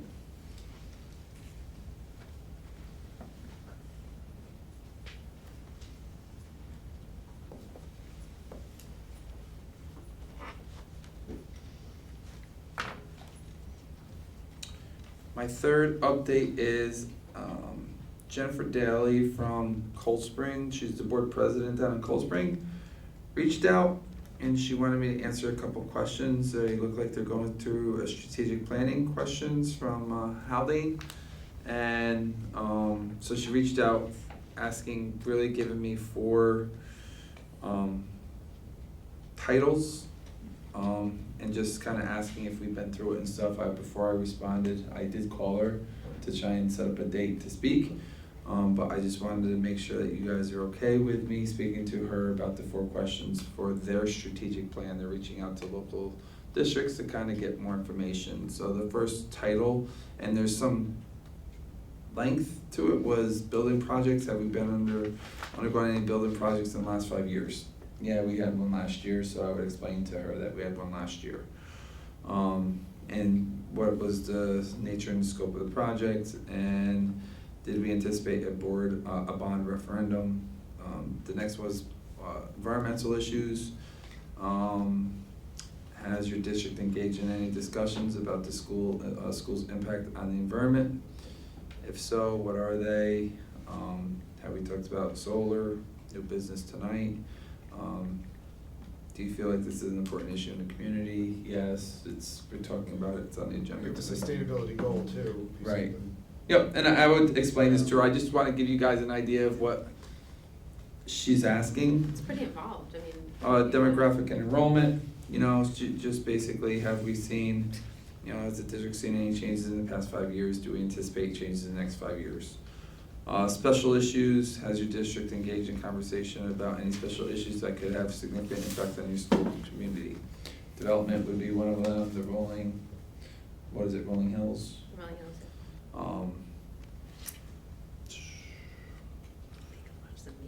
That's about it. I mean, so I called her to set up a time, just wanna make sure you guys are okay with me speaking to her about what we've done as a district. Doesn't have any impact on us, but the information I'd be sharing would be from the district, so. So you guys are okay with that? Yeah, you can tell them you're welcome for not asking them to do that when we did our strategic plan. I will not tell her that. All right. As Craig mentioned, the NISBA conference is this week. Starts Thursday midday for the regular seminars. The pre-law conference is Thursday morning, and it concludes with the annual NISBA meeting on Saturday morning. I haven't received any emails about anything with the resolutions. If you have any last minute thoughts, you can email them when I'm up in Rochester. It's not until Saturday, so you have until Friday. All right? And that's my updates. Any questions for me? All right. New business. I believe James asked for it. It's K Solar. That's right. I mean, I know that we've kicked around ideas of solar and energy awareness. Certainly, it's talked about the facilities. We've talked about some here. I actually don't remember where exactly I came across the K through Solar. I sent you all the website. I don't know if you all had time to look at it. There's a lot of information and very little information available on that site. You know, they describe the program, and then you hit a wall where you have to actually, the district has to inquire and reach out to people. That's where I think more information could be found. But what I really find alluring about or interesting about the K through Solar program is that it's free, that it's an easy first step. It seems like there's a lot of different directions we could go to try and think about sustainable energy. This doesn't seem like a no risk kind of first step to get some consultation that we can take or leave. Yeah, that's what I have. Any questions for James on the K Solar? Or discussion pieces? Well, if we were interested, what would we do, or how would we go about it? I think that a district administrator or representative would have to reach out to get more information, whereas a community member, they may not give as much. Right.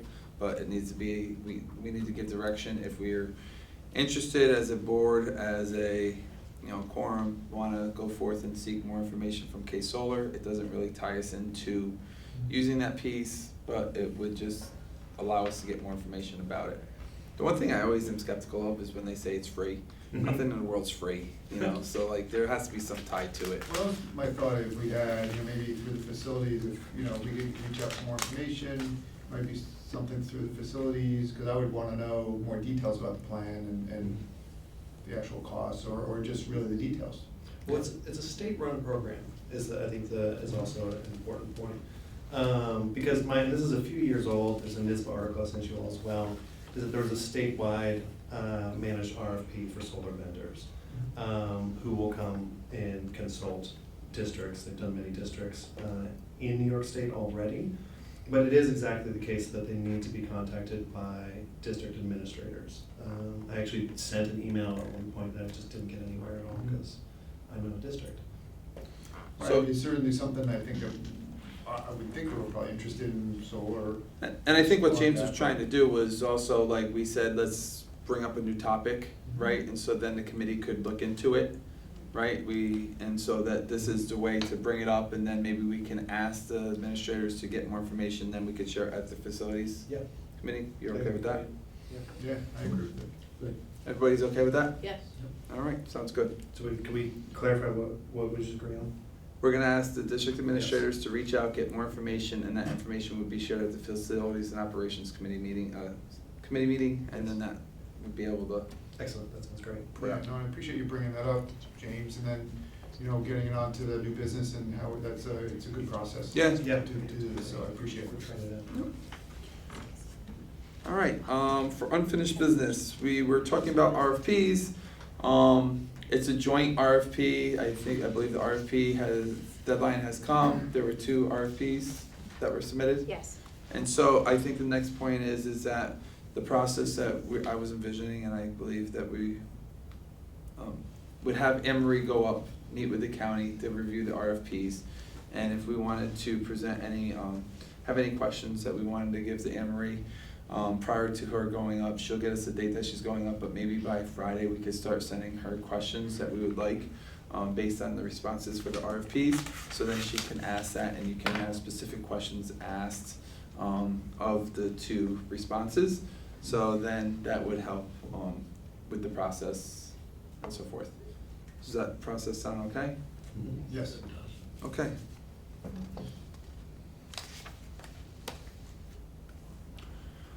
All right, consent agenda. You know, I just went to get the consent agenda and it pops up that the Patriots are winning 24-0 over the Jets, and I'm a Jet fan, so that was disheartening to see. Just keep the meeting going, Anthony. I might as well. I might as well, you guys might be long. The use of I'll say really long, Matt.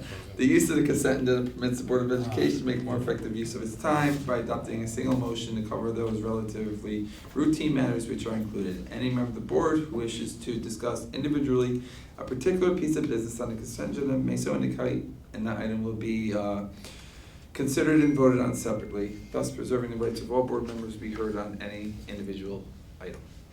Any item we would like pulled from the consent agenda? 13.10 and 13.11? Yeah, I was gonna pull 1310 also. 13.09.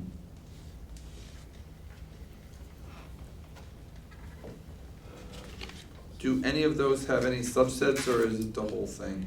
Oh, It's the policy, the one, 10 and 11 are the 2 policies. Okay. Okay. I just wanted to make sure that there wasn't any subsets that we could vote on specifically. Yes. All right, so I need a motion to approve the consent agenda items 13.01 through 13.11, 1310, minus 13, minus, let me say that again, they were the last ones pulled. I need a motion to approve consent agenda items 13.01 through 13.08. So moved. Second. Comments or questions? All those in favor? Aye. Opposed? Motion carried 7-0. I need a motion for 13.10. So moved. Second. Comments or questions? So 13.10 is the first reading policy 1900, parent and family engagement. There's a few comments or questions in here. I'll give you just a few high-level ones. I don't know how you want me to refer to them. So if you look at on the first page, the fourth paragraph, it says at a minimum, right? Yeah. Parent and family engagement programs, activities and procedures at both the district, individual school level must ensure that parents and family members, do these things. So how do we ensure, and each of these comments are really, they're active terms, and I just want to be clear about how some are advised or make sure that people are informed of things, but how do we ensure? And maybe just a question back to the policy committee. Right. I mean, I would refer that to Anne Marie. I mean, these are all Title I requirements. Yeah. So we have to do this, but we can speak to that. So there will be building level teams of administration and parents that will meet all during the year to discuss activities that they want to have, that they'll be encouraged in what's going on in their child's education. So although it's James is right, it is a requirement of getting Title I funds. The schools are already beginning to work on having the building level. So we're reaching out to parents and trying to get parents involved in their child's academic. And my concern is just making sure that we meet the must ensure terminology. I mean, you can encourage, you can inform, you can schedule, but, and maybe I'm looking at it from a too narrow of a So, view. no, I understand your question. So know that we are reviewed. So we recently just had a review from the Title I when we get the funds. So the ensure part means that they will ensure that we are doing it to make sure that we continue to get the funding. So I don't know if that helps a little bit. So there is an outside monitoring. So we need to provide minutes of the meeting and who attended and what topics they talked about. So, just Mike, I don't know, like, when our auditors come in and audit, like every 3 years they do a cycle, and the Title I is on that 3-year cycle typically. And what they have to do is they'll take our board policy, and if they see insured, they'll ask for documentation to support that it has been done. If it hasn't been shown that it was done, then it would be a ding in our audit. Right. Okay, and that's why I'm concerned to make sure that we know how we are ensuring, right? Because I mean, Right. we don't want them to come and tell us, we want to identify our own problems and make sure we do it properly. And I believe like the internal auditors would look at that first before the external auditors come in anyway, so that's the first layer is the internal, and then the second layer is the external. Okay, so, all right. Second comment, it's similar, it's on page 2. Like, I don't know, 2 paragraphs down where it says, the board along with its superintendents of schools and other appropriate district staff will undertake the following actions to ensure parent and family members' involvement in the development of the district-wide Title I plan. Right, development of the Title I plan, yet the action is conduct at least one annual meeting to review and evaluate the parent and family engagement policy. So it's like, we have to ensure that they are involved in developing the plan, and the action to do that is to review the policy. It just didn't seem like it was a hard tie. Maybe these are the words in our regulation, but I just didn't see the direct tie. This policy was written for us, was it not? Yeah, Nisbet did write it. There was a boilerplate that we went off of. Yeah. I mean, and then we had to put in what we're doing as the district for our district procedures. Which is the bullet of what we're actually doing, and so maybe we may want to see if there's anything that we should be doing to harden that tie to that action statement. Well, I think in the policy committee meeting, we discussed, I mean, we talked a little bit about that, but in previous meetings, we talked about, what we would be doing as a district. In this particular case, we're saying that the board needs to review it. So if they review it in policy committee, then the administration will have to talk about, are we doing all of the things that we're talking about in this policy? Right. So maybe that's, maybe that's the extra few words that are not, making it clear in my mind. So, just take a look to see if we need to make anything else. And then the last one is on page 3, it's probably similar, where it says review of district-wide parent and family engagement policy. The board, along with superintendent of schools and other appropriate staff, will conduct, with involvement of parents and family members, an annual evaluation of the content of the policy. And then it says, the action is organize a yearly meeting with principal and parents to discuss the effectiveness of the policy and make recommendations. Didn't seem like we were,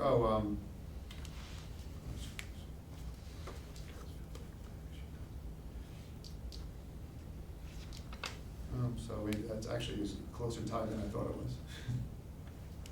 So those were just making sure that we had the wording, that we can meet the wording as stated, because we want to meet our policies. We don't put something out there that we can't achieve. So those were the comments I had. I had another comment about this. This was actually, I think it just slipped through the cracks because we talked about this in the committee meeting. Second page, the middle section, development of school level parent engagement. Before the bullet list, we're still missing a verb. I think we talked about putting will facilitate or some similar language. Yeah, it was like will conduct, will hold, will sponsor, something like that. That's a good catch. you guys wanna throw out a verb there? So that we I can thought facilitate, but facilitate. that'll work. So So if I make the change and put it in bold, we could say And as then bring it back amended. for a second. You Well, guys this is first comfortable with- reading, right? First reading's First meant reading. to provide feedback, and then it comes around to second reading, doesn't it? Well, we'd have to agree to vote on it as amended, like we usually put the word facilitate in there. And then the second read would be adopted.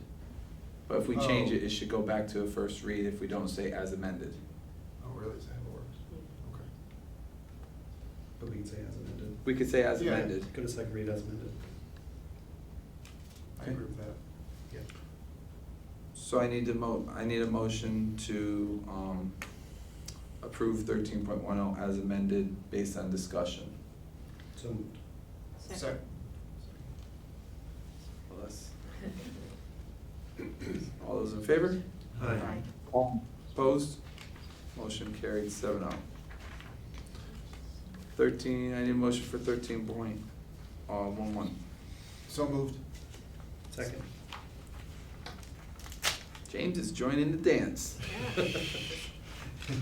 Moving. Comments or questions? I had two questions on this. One, on second to last paragraph on page 1, it says, how do you say it, naloxone will be stored in secure but accessible locations consistent with this district's emergency response plan. Do we need to make any changes to our emergency response plan once this is enacted to recognize this? I don't believe so, but we could bring that up at the district Yeah, just to see if committee we might on need Wednesday. to address it, because. Mark has a plan of where this is gonna go, because he was instrumental in bringing this policy Okay. forward to be adopted. And the other comment was, it talks about, mostly about intranasal, application. And then later, in school, and then later, it just refers to intermuscular, applications. And I don't know if we're gonna keep both types, or, we're gonna have both on the premises. It seemed like it was talking about the intranasal, which I can assume was like a spray, and then all of a sudden it was like, if you're off-site, you can use this intermuscular, and I'm like, it just didn't seem to I flow. think the intramuscular is like a shot, right? Yeah. Right, I think with the discussion around this policy at the policy meeting was that it would still be a nurse, right, that would be doing it. It would yeah, so be school someone- nurses may also participate in the program, and then pursuant to the non-patient specific, I'm not gonna read the whole thing. It says intranasal, or if allowed per training, intramuscular naloxone on school premises or at any school-sponsored activities occurring off school grounds. It was like, it really was, Right. so I didn't know I think if it's that was the basically- intent. Yeah, I think it's basically saying that the nurse can use either treatment on school property or off if they're trained on both. Okay. So if the nurse is trained on both applications, either can be used at school or like on the field trip or wherever. And do we think we're gonna have both? Do we know? Or just one? I don't, because I needed to also run this past the nurse manager as Okay. well to see. I'm not sure. Yeah, this is not saying we have to, but it's allowing. Right, if we have it, allowing if she's it. trained, Yeah. yes. If she's trained, she can use it. Okay, all right, thank you, that's all the only questions I had. Any other discussion? All those in favor? Aye. Opposed? Motion carried 7-0. Need a motion for 13.09? So moved. Second? Second. James, stop dancing. Everyone expects you to continue to dance, James, and you I stopped. wanted to give someone else a turn. So, That was to encourage you to continue to go more, James, not to stop. Yeah, that makes space for everyone. So whenever we have these contract proposals here, sometimes we see a dollar number involved, and in some cases, we don't, and there's some other plan that's involved. First question is all this coming out of Title I? Is that the nature of it, or what? It's actually section 611, 619, which are also Okay. federal grants. Mhm. A different federal grant, right, okay. And how is it determined how much each company is getting paid? Could you explain that? It's a state rate, so State we rate? are given the rate by the state, so 611 is school age, 619 is preschool. So those are the schools where our children are attending, so basically, those schools share in the amount that we get as a federal grant.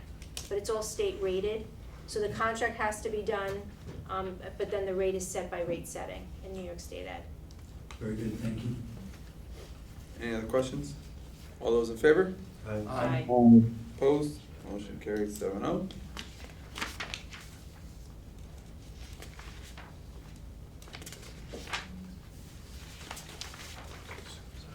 I need a motion to adjourn the meeting. So moved. Second. Join the dance again. Comments and questions? All those in favor? Aye. Opposed? Motion carried 7-0.